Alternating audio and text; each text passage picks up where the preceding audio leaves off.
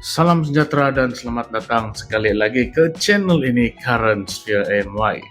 Oke semua, pernahkah Anda tanya diri sendiri, kenapa Sarawak ini semakin maju? Jalan yang cantik, bekalan elektrik yang mantap, pelaburan-pelaburan pula masuk mencurah-curah. Sedangkan di Sabah, yang kononnya negeri di bawah Bayu, masih lagi berdepan dengan masalah air, listrik terputus-putus, jalan raya berlubang, dan ekonomi yang lembab. Persoalan ini bukanlah baru, tetapi kali ini kita ingin bedah betul-betul kenapa Sabah tidak mampu mencontohi kejayaan Sarawak walaupun sama-sama negeri Borneo, sama-sama juga kaya sumber, dan sama-sama pernah dijanjikan kemakmuran sewaktu menandatangani Perjanjian Malaysia 1963. Jangan kemana-mana, kita akan bongkar satu persatu. Dari krisis politik hinggalah ke isu hak negeri yang disia-siakan. Siap sedia? Mari kita mulakan. Baiklah, coba kita tengok realiti paling ketara. Sarawak berjaya membina kestabilan politik yang kukuh di bawah satu gabungan tempatan, yaitu Gabungan Parti Sarawak ataupun GPS. Gabungan ini bukanlah calang-calang. Mereka keluar dari Barisan Nasional selepas PRU 14 pada tahun 2018 dan terus bangkit berdiri atas kaki sendiri. Tidak tunduk kepada telunjuk Putrajaya. Tapi Sabah sejak dulu hidup dalam ketidaktentuan. Tukar kerajaan macam tukar baju. Selepas PRU 14, warisan naik, jatuh balik pada PRN 2020. Kemudian GRS pula mengambil alih.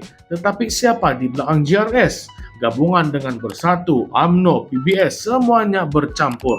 Belum masuk lagi bab lompat parti. Masih ingatkah masa krisis politik 2020? Kerajaan Sabah tumbang bukan sebab rakyat tidak suka, tetapi sebab ahli politik sendiri main belakang. Inilah masalah utama, tiada kestabilan, tiada hala tuju jangka panjang.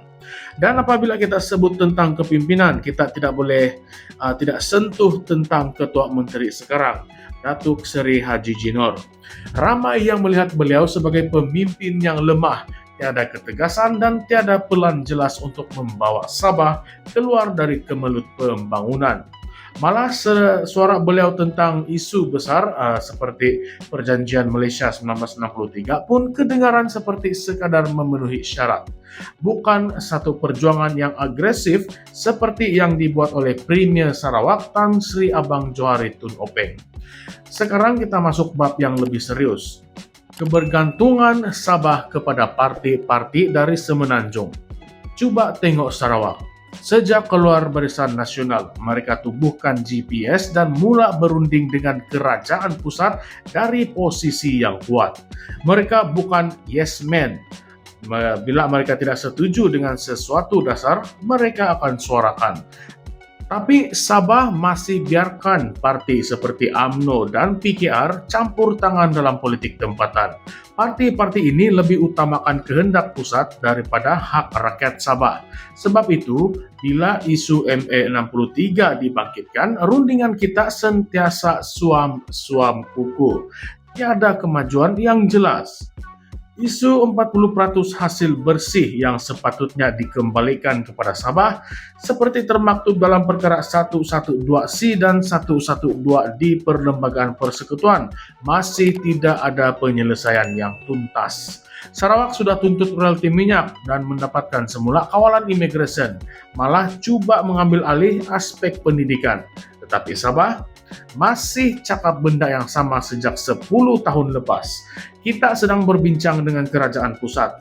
Sampai bila ingin bincang? Sampai duit rakyat terus lesap? Bayangkan, kalau tuntutan 40% itu betul-betul dilaksanakan, Sabah boleh dapat berbilion-bilion ringgit setahun. Cukup untuk membina hospital, membaiki sekolah yang daif, dan selesaikan masalah air luar bandar. Sekarang kita cakap pasal rasuah. Tidak boleh dinafikan Sabah terkenal dengan skandal rasuah yang besar. Ingat lagi tak? Skandal Jabatan Air Negeri Sabah pada tahun 2016. 3,3 bilion ringgit diseleweng. Duit yang sepatutnya membawa air bersih kepada rakyat luar bandar disimpan di dalam peti besi rumah pegawai. Dan itu baru satu, kita belum cerita tentang pembalakan haram, konsesi mineral, ataupun lesen perlombongan yang diberikan kepada kroni. Semua ini menyumbang kepada kegagalan Sabah membina asas ekonomi yang kokoh. Bandingkan dengan Sarawak, ya, mereka pun ada isu, tetapi mereka masih mampu mengawal sumber dan salurkan hasil ke proyek strategik seperti Petros dan industri hidrogen.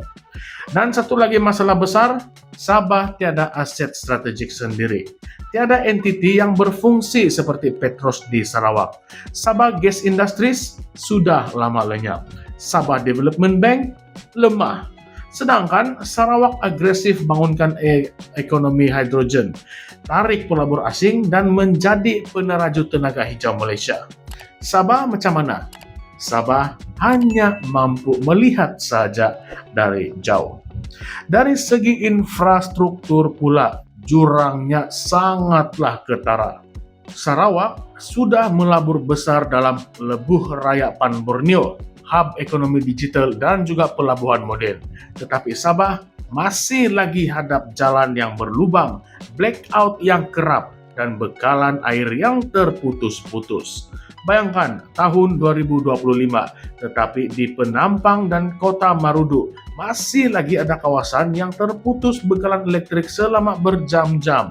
Di ibu negeri pun boleh jadi begitu, apatah lagi di pedalaman. Dan kita tidak boleh abaikan isu demografi dan juga keselamatan. Projek IC yang berlaku sejak zaman 80-an masih lagi menghantui Sabah. Pendatang tanpa izin masuk beramai-ramai, diberikan kad pengenalan, malah ada yang mengundi. Ini secara langsung mengganggu sistem pilihan raya dan menyebabkan perancangan pembangunan menjadi kucar-kacir. Mana cukup sekolah, hospital, perumahan kalau data penduduk tidak betul. Sarawak tidak berdepan dengan isu ini, sebab itu mereka boleh merancang pembangunan dengan lebih berkesan. Jadi, apakah kesimpulannya? Sabah terus tertinggal karena pemimpinnya takut untuk berdepan dengan pusat, terlalu bergantung kepada restu Putrajaya, dan tidak mampu mengurus negeri dengan berani. Kalau Sabah mau bangkit, kita perlukan pemimpin yang tegas, berani bertindak, dan benar-benar letak kepentingan rakyat melebihi jawatannya sendiri. Mungkin sudah tiba masanya Sabah untuk membuat keputusan seperti Sarawak. Tinggalkan parti dari pusat, tubuhkan gabungan tempatan yang benar-benar perjuangkan hak negeri. Tetapi persoalannya sekarang, adakah rakyat Sabah sudah bersedia untuk mengubah haluan? Adakah kita berani menolak parti luar dan menyokong pemimpin tempatan yang betul-betul berjiwa Sabah?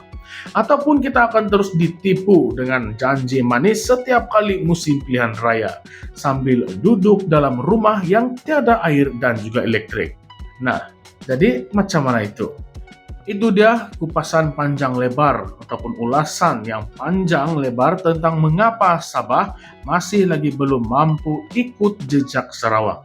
Sekarang pula saya ingin macam biasa, saya ingin dengar suara Anda pula. Setuju atau tidak dengan analisis ini? Patutkah Sabah tubuh gabungan tempatan macam GPS?